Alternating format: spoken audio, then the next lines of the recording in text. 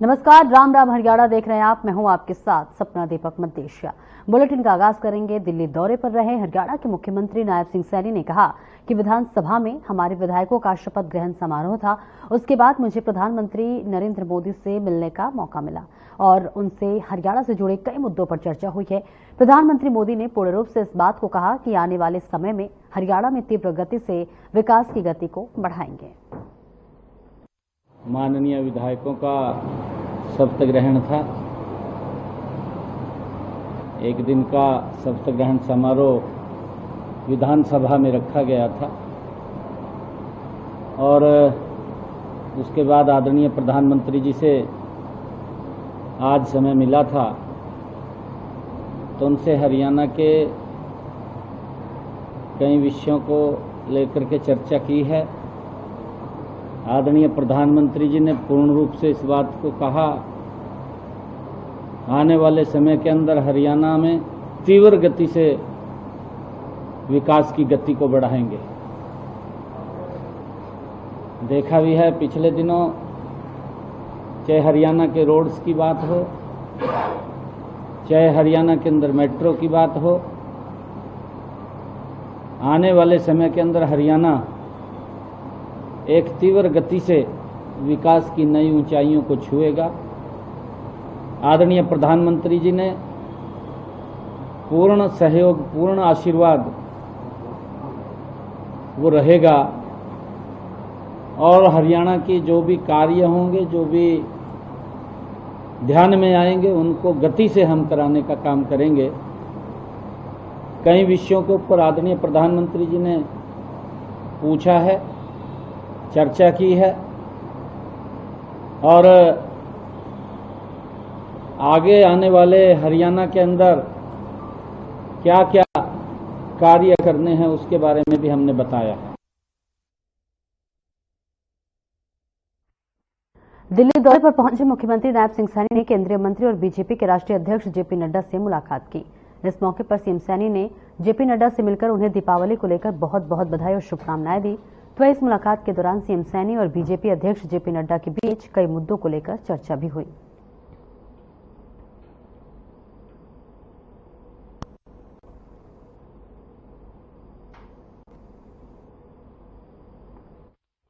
इनेलो के विधायक आदित्य देवीलाल को हरियाणा विधानसभा में लीडर ऑफ द पार्टी की जिम्मेदारी सौंपी है। तो वहीं इसके साथ ही विधायक अर्जुन चौटाला को इनेलो चीफ भी बनाया गया है। इसी के साथ साथ अब इसको लेकर इनेलो के प्रदेश अध्यक्ष रामपाल माजरा ने दोनों विधायकों को दी गई जिम्मेदारी को लेकर विधानसभा अध्यक्ष को पत्र लिखकर अवगत कराया गया है। ये वही पत्र है जिसके बाद से ये लिखा गया और इसी से ही अवगत कराया गया है और इस बात का ये प्रमाण है। तो जहां पर इनेलो का विधानसभा अध्यक्ष को ये पत्र लिखा गया है, आदित्य देवीलाल को लीडर ऑफ द पार्टी चुना गया है, तो वही विधानसभा में उन्हें एक जिम्मेदारी मिली है।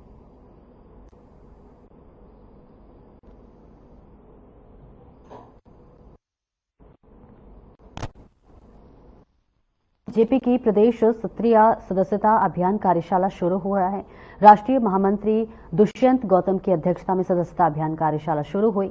बताते चले कि बीजेपी का हरियाणा में नए 50 लाख बनाने का सदस्य जो है वो है और राष्ट्रीय सचिव ओपी धनखड़, प्रदेश प्रभारी डॉक्टर सतीश पुनिया, प्रदेश अध्यक्ष मोहनलाल बडौली, राज्य सांसद सुभाष बराला, राज्यसभा सांसद Kiran Chaudhary, Ramchandra Jangra, deputy speaker Krishan Middha, cabinet मंत्री विपुल गोयल, कृष्ण पवार और गौरव गौतम भी मीटिंग में मौजूद रहे।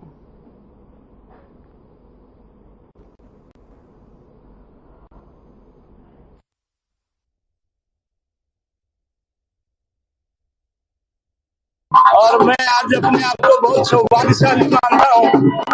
ये रोहतक मेरी कर्म भूमि है। मेरे नेता स्वर्गीय डॉक्टर मंगल सेन जी 14 जनवरी 1975 को मुझे कुरुक्षेत्र से लेके आए थे और उसके बाद एक लंबा इतिहास है और 2 दिसंबर 1990 तक राजा की सरपरस्ती में हमने काम किया है।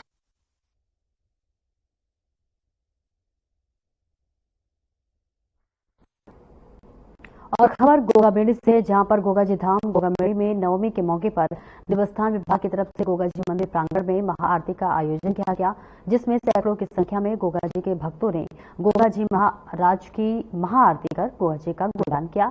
तो वही आपको बता दें, देवस्थान विभाग के सहायक आयुक्त ओम प्रकाश ने बताया कि राजकीय आत्मनिर्भर मंदिर गोगाजी महाराज के गोगामेड़ी में आगंतुक भक्तों और श्रद्धालुओं की इच्छा का ध्यान रखते हुए प्रत्येक महीने की नवमी तिथि पर भक्तों के सहयोग से महाआरती के आयोजन का निर्णय लिया गया है। उस निर्णय को धरातल पर लागू करने के लिए शुक्रवार की रात को मंदिर पर यह आयोजन करवाया गया।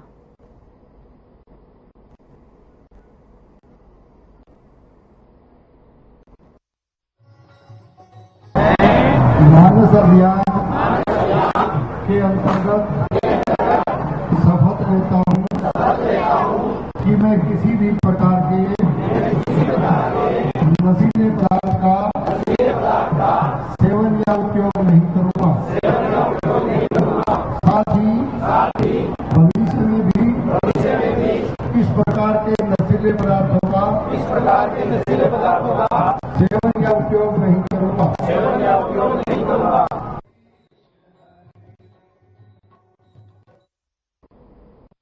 महेंद्रगढ़ में डीएपी खाद की किल्लत को लेकर किसानों में चिंता का माहौल था और कई जिलों में खाद की कमी से किसानों को फसल के लिए समय पर खाद उपलब्ध न होने की चिंता सताने लगी थी।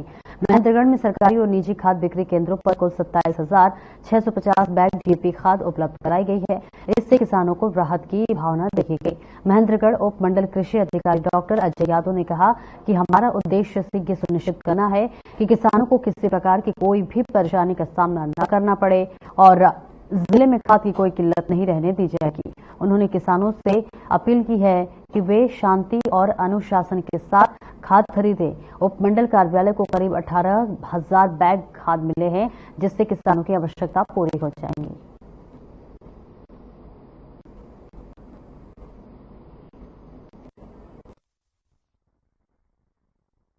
ऐसा है, खाद की किल्लत तो नहीं है। खाद की किल्लत देखी जाए तो हमारे पड़ोस के जिलों में देखी जाए।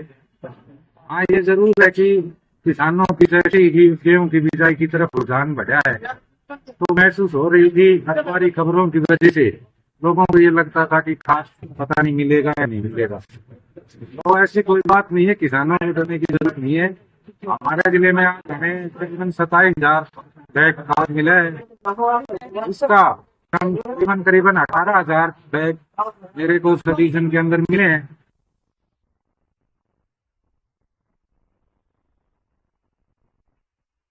और वही करनाल में इस संजीवनी ओपीडी के नाम से होम ओपीडी की शुरुआत मरीजों के लिए रामबाण साबित होती नजर आ रही है।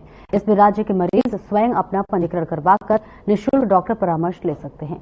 आपको बता दें कि इस प्लेटफॉर्म के माध्यम से मरीज अपनी रिपोर्ट्स को अपलोड कर डॉक्टर से बीमारी और उपचार के बारे में जानकारी प्राप्त कर सकते हैं और इसके बाद डॉक्टर लैब टेस्ट और दवाई की पर्ची ऑनलाइन उपलब्ध करवाएगा, जो कि चिकित्सा के लिए प्रदेश के सभी अन्य स्वास्थ्य सुविधा के लिए मान्य होगा।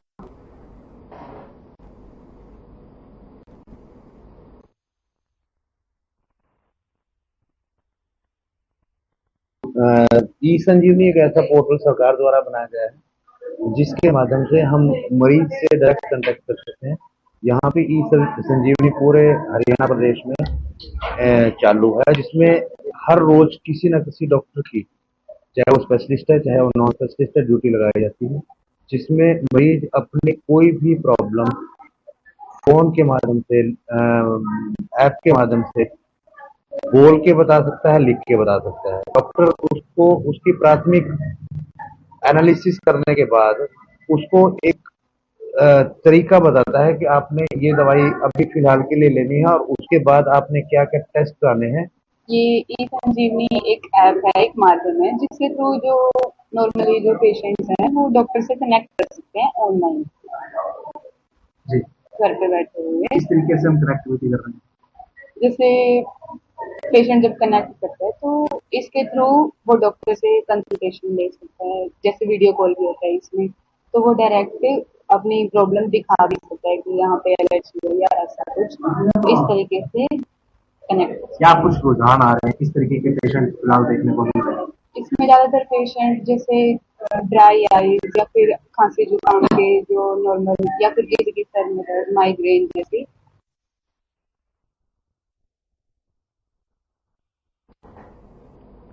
कुरुक्षेत्र विश्वविद्यालय में हरियाणा दिवस राज्य स्तरीय उत्सव रत्नावली का आगाज हो गया है।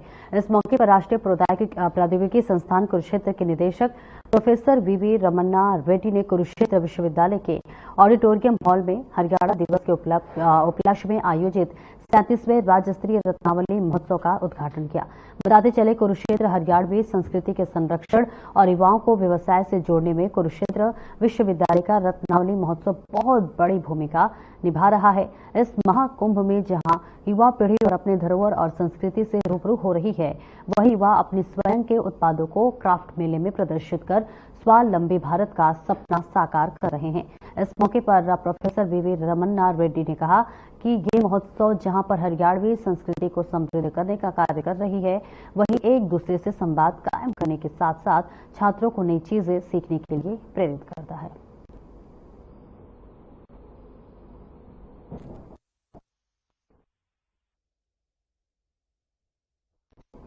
और पुंडी के राजकीय औद्योगिक प्रशिक्षण संस्थान में तीसरा कौशल दीक्षांत समारोह मनाया गया।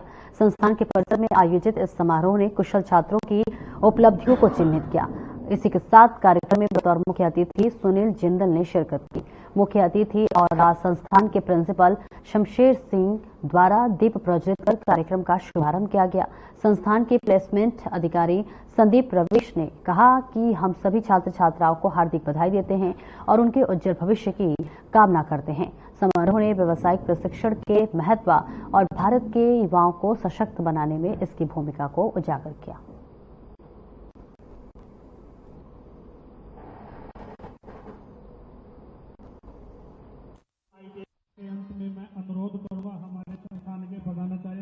आज के प्रोग्राम का उद्देश्य यही था, बच्चों को सर्टिफिकेट बांटना और बच्चों को अच्छी प्लेसमेंट के बारे में बताना, उनको स्किल के बारे में बताना, कुशलता कारीगर के बारे में बताना बच्चों को। बच्चे कहीं बाहर ना जाएं, दूसरी जगह ना जाएं। हमारे यहाँ पर इतने प्लेसमेंट में इतने रोजगार हैं बहुत ज्यादा कि बच्चे अगर समय पर आते रहें तो रोजगार पा सकते हैं। कितने बच्चों को रोजगार मिला? आज तो हमारे सर्टिफिकेट बनते हैं। अभी पीछे हमने जॉब फेयर लगाया था, उसमें हमारे कम से कम 15 बच्चे तो हम महिला विंग से लगे हैं।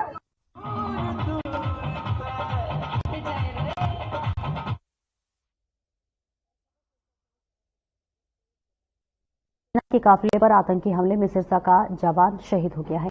शहीद जवान जीवन सिंह राठौर का सैन्य सम्मान के साथ उनके पैतृक गांव रोहन में अंतिम संस्कार किया गया। इसी के साथ शहीद जवान जीवन सिंह के गांव में उनके अंतिम दर्शन के लिए भारी जन सैलाब उमड़ पड़ा। आपको बताते चले कि सिरसा के कालावली खंड ठोड़ी के गांव रोहनी निवासी राइफलमैन जीवन सिंह राठौर कश्मीर के गुलमर्ग में सेना के काफिले पर हुए आतंकी हमले के दौरान शहीद हो गए। शहीद जीवन सिंह 4 बहनों के इकलौते भाई थे और उनकी 2 मासूम बेटियां हैं। वो 2016 में सेना में भर्ती हुए थे और राजपुताना राइफल्स में तैनात थे।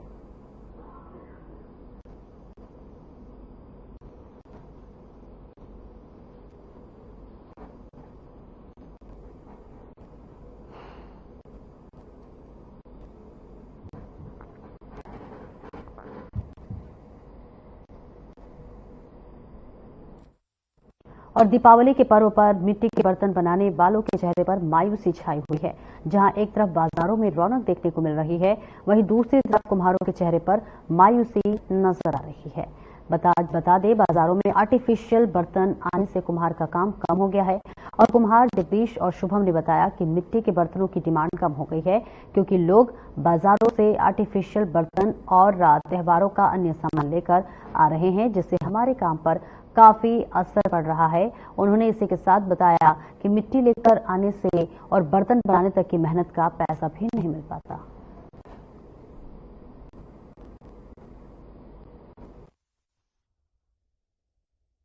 मैं बचपन से कर रहा हूँ जी, जैसे पहले दादाजी करते उसके बाद पिताजी, अब मैं कर रहा हूँ जी।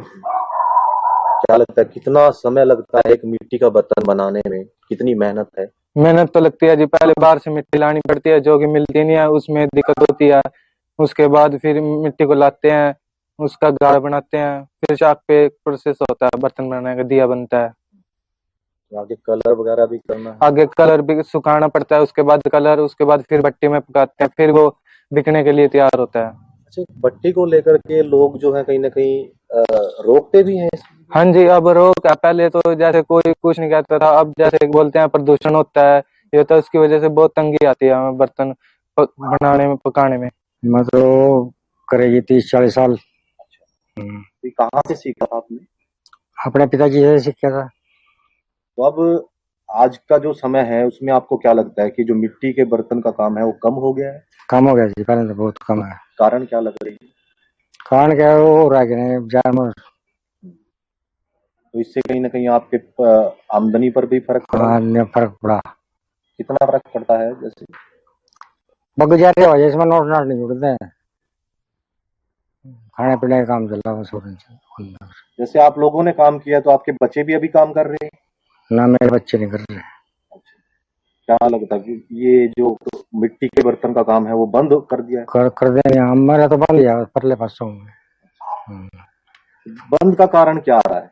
लोग ध्यान नहीं देते या खरीदते नहीं है? पता है कि आप पकाने की जगह नहीं है, मल्याड़ तराज करा, प्रदूषण हो अभी, गो हम पकावा हम।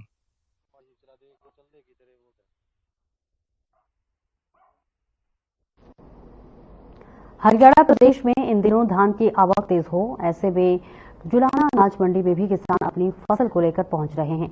किसानों का कहना है कि अनाज मंडी में आने के बाद समस्याओं का सामना करना पड़ रहा है। पिछले 15 दिनों से किसान अपनी फसल को लेकर जुलाना मंडी में आए हुए हैं, लेकिन उनका धान खरीदने वाला कोई नजर नहीं आ रहा है, जिससे लगातार उन्हें दिक्कतों का सामना करना पड़ रहा है।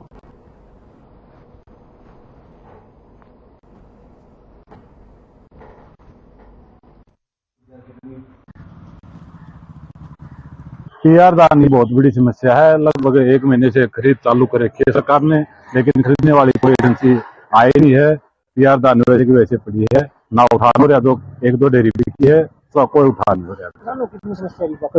किसानों को बहुत सारी समस्या है। उनकी धान की फसल आएगी, उनकी बिकेगी, मिल में जाओगे, उनके पैसे आएंगे, और वैसे भी उनको परेशानी है। दिल्ली मंडी में आए हैं और यही सोए रात को, ना घर जाएंगे ना अपनी फसल बेचेंगे। कई बार एजेंसियों से बात हुई है, वो कह रहे हैं मिल अलाउट नहीं हो रहे, ये समस्या बता रहे हैं। कागजों में दिखाया जाने अभी तक टोटल 1070 कुंटल की लेवल हुई है पीआर मंडी में, और सिर्फ 90 कुंटल की खरीद की गई है एजेंसी के द्वारा। एजेंसी के द्वारा ये बार बार कहा जा रहा है कि हमारे पास मिलर नहीं है, इस वजह से हम खरीद नहीं कर पा रहे। कुछ डेयरियों में मॉइस्चर भी है, मॉइस्चर की वजह से भी, मॉइस्चर की रिपोर्ट भी है हमारे पास।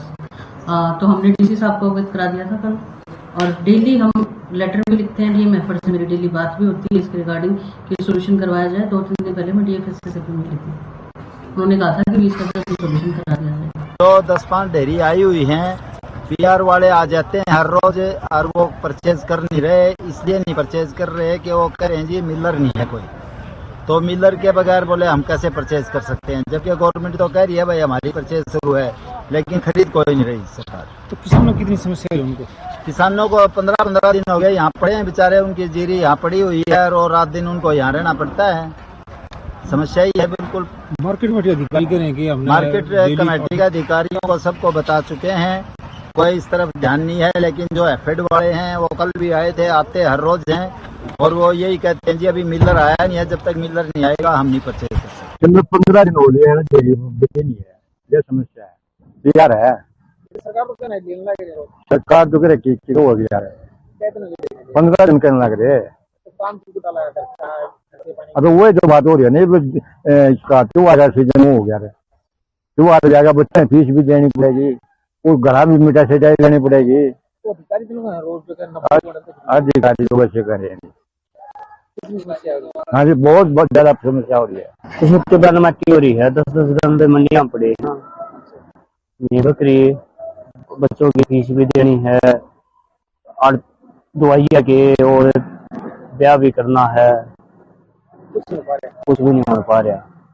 वो ना राजेश खाद बीज भी कातरे भी लाइन में लगना पड़ा, वो भी नहीं मिल रहा। जब मतलब आ रहा हो तो पेड़ और ले आवा, तो कल ना बीज भी नहीं आ रहा है, सारी समस्या खड़ी हो रही है। जी, समस्या ये जो अनाज मंडी में पीआर दान की खरीद नहीं हो रही है, अखबारों में झूठी खबर छप रही है कि भाई इतने क्विंटल खरीद लिया, यहाँ से एक दाना भी नहीं खरीदा आज तक। मॉइस्चर इसका 14-17 मॉइस्चर में खरीद चालू कर रहे हैं, 17 से कमा लिया, 14 इसके अंदर मॉइस्चर, 15 दिन हो लिए इस चीज में पड़ी में। एक दाना भी खरीद रखा हूँ। कल मैं DFSC सिटी मजिस्ट्रेट, वहां हमारी मीटिंग भी हुई थी, एक दाना भी नहीं खरीद रखा हूँ। झूठी एफर्ट द्वारा गलत जानकारी दी जा रही प्रशासन को भी। समस्या तो त्योहार का टाइम आ रहा है, ऊपर से बच्चों की फीस लतड़े सारी चीज है, विवाहों का भी टाइम इसी टाइम पे हो, आप दिन मान लगा दो। वो चाहो जो किसान का हक है, किसान उसका हक देता। फसल वाली सूखी है, सारा सौदा, फिर भी क्यों खरीदो रही? अखबार खरीद के करो, एक्चुअल में भी तो खरीद के लो। कुरुक्षेत्र विश्वविद्यालय में राज्य स्तरीय 37वें रत्नावली महोत्सव कार्यक्रम का आयोजन किया गया। इस दौरान सामाजिक न्याय एवं अधिकारिता मंत्री कृष्ण बेदी ने बतौर मुख्य अतिथि शिरकत की। इस दौरान सामाजिक न्याय एवं अधिकारिता मंत्री कृष्ण बेदी ने कहा कि मुख्यमंत्री नायब सिंह सैनी के मार्गदर्शन में हर वर्ग के उत्थान के लिए सरकार कृत संकल्पित है। उन्होंने कहा कि लोगों में विश्वास बढ़ा है कि हर क्षेत्र में समान रूप से कार्य हो रहे हैं और ये सरकार विश्वास दिला रही है कि हर विद्या में आप आगे बढ़ें। हरियाणा सरकार हर कदम पर आपके साथ है।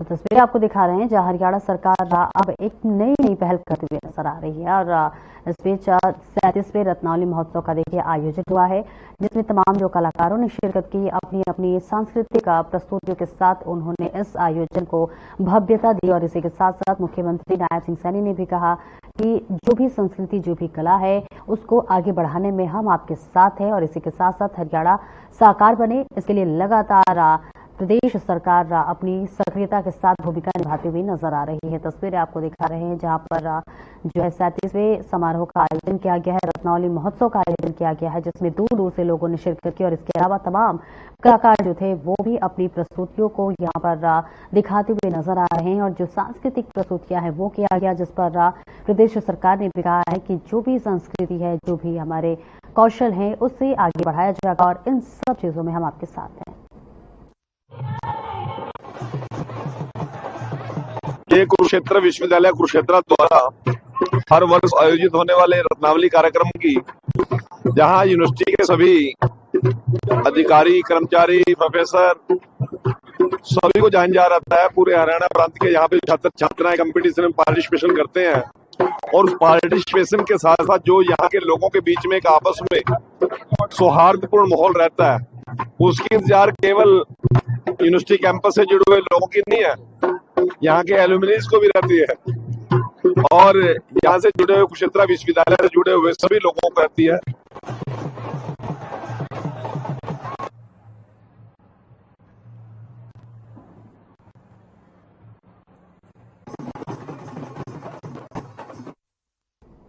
महेंद्रगढ़ में जवाहरलाल नेहरू नहर में एक महिला का शव मिलने से सनसनी फैल गई। ग्रामीणों से मिली जानकारी के मुताबिक ये घटना सूरजनवास गांव के पास बवानिया रोड पर हुई, जहां महिला ने लगभग 11:30 बजे नहर में छलांग लगाई। उसका शव NB2 पंप के पास तैरता हुआ मिला। स्थानीय पुलिस ने सूचना मिलने के बाद तुरंत कार्रवाई की और ग्रामीणों की मदद से शव को नहर से बाहर निकाला गया। और शव की पहचान करीब 50 वर्षीय रामगला निवासी सुंदरराय थाना सदर कौलिना के रूप में हुई है। पुलिस ने शव को पोस्टमार्टम के लिए सरकारी अस्पताल महेंद्रगढ़ भेजा। घटनास्थल पर मृतका के पति राजकुमार और अन्य परिजन मौजूद रहे। बहरहाल पुलिस मामले की आगामी जांच पड़ताल में जुटी हुई है।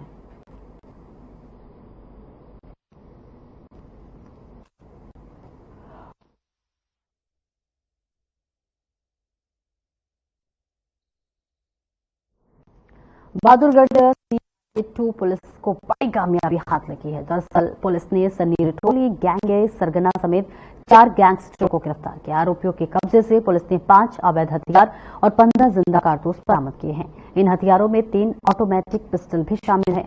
पकड़े गए आरोपियों पर 20 से ज्यादा मुकदमे अलग अलग थानों में दर्ज हैं, जिनमें से ज्यादातर हत्या और हत्या के प्रयास और अवैध हथियार बनाने रखने के हैं। और सन्नी रटोली गैंग विदेश में बैठकर गैंग ऑपरेट कर रहे गैंगस्टर हिमांशु उर्फ गैंगस्टर भाऊ रटोली का विरोध गैंग है। दोनों में आपस में पिछले लंबे समय से गैंग वॉर चल रही है और इस गैंग वॉर में कई लोग अपनी जान भी गंवा चुके हैं।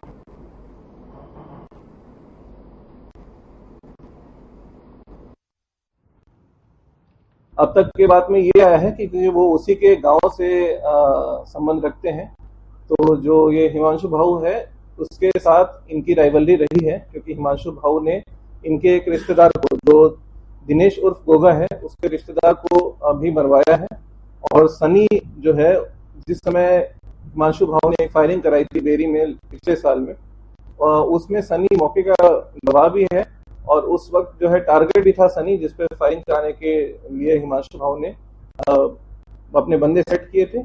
और उसके बाद इसको सनी को लगा नहीं, तो उसी के रंजिश रखने के लिए ये जो है वो भाऊ से दुश्मनी रखता है।